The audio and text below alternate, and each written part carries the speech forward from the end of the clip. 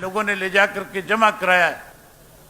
मैं मेरी सरकार बनने के बाद सबसे पहले उस काले धन को वापस लेकर के आऊंगा और हर व्यक्ति के खाते में उस काले धन से जो पैसा वापस आएगा 15-15 लाख रुपया जमा करा करके इस देश से गरीब आदमी की मदद करने का काम करूंगा। बहुत सारे लोगों ने तो 2-2, 3-3 खाते खुला लिए थे।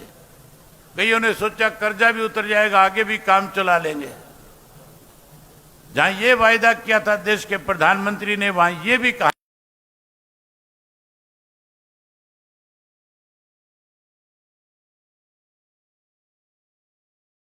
के बाद हर साल 2 करोड़ युवाओं को रोजगार दूंगा, नौकरी दूंगा, उन्हें काम देने का काम करूंगा, देश युवाओं के हाथ में सौंपने का काम करूंगा। आज 10 साल होने को हो रहे हैं, युवाओं को रोजगार देने की बजाय कहीं ना कहीं सरकार ने केंद्र की ने मायूस करने का काम किया। हमारे प्रदेश के अंदर भी भारतीय जनता पार्टी ने अपने मैनिफेस्टो में लिखा था और ये कहा था कि हर वर्ष युवाओं को 5 लाख को रोजगार और नौकरी देने का काम करेंगे। वहीं उसकी सहयोगी जो पार्टी है, जो कहती तो ये थी भाजपा को सत्ता से बाहर रखेंगे, जमुना पार कराएंगे, उन्होंने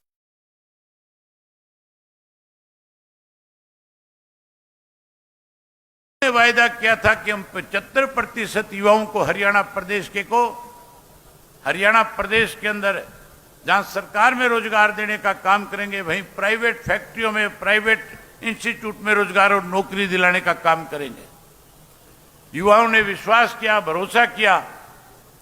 साथियों, मुझे अच्छी तरह से याद है जब ये जेजेपी वाली इंडियन नेशनल लोकदल में हुआ करते थे, यहीं पे अक्टूबर के महीने में 2018 में एक सम्मेलन रखा गया था युवाओं के नाम के ऊपर। उस दिन से उन्होंने शुरुआत करी थी बगावत की, पार्टी को कमजोर करने की, भाजपा के हाथों में खेलने की। उस दिन पार्टी तोड़ने के लिए उन्होंने सम्मेलन बुलाया था और मुझे पार्टी की तरफ से आदेश दिया गया था कि मैं उस सम्मेलन में जाऊं। और मैं जब सम्मेलन में आया था तो मेरे खिलाफ भी नारे लगवाने की कोशिश करी गई थी। मुझे भी ये दिखाना चाहते थे कि अब हम फैसला ले चुके हैं। यहां खड़े होकर के वायदे कर रहे थे, बड़े बड़े वायदे करके कहीं युवाओं को लुभाने की कोशिश की जा रही थी। मैं उसी दिन समझ गया था कि ये लोग कहीं ना कहीं पार्टी का नुकसान करना चाहते हैं।